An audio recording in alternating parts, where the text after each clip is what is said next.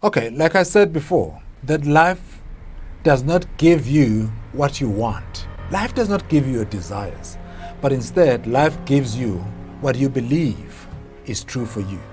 Now, when you look at what you believe is true for you, it's something that's very important that we need to really look into and be very clear in terms of what is it that you believe, because your beliefs are closely linked to your values. What do you value about life? Do you value good health? Do you value hard work? Do you value clear communication? Do you value good relationships?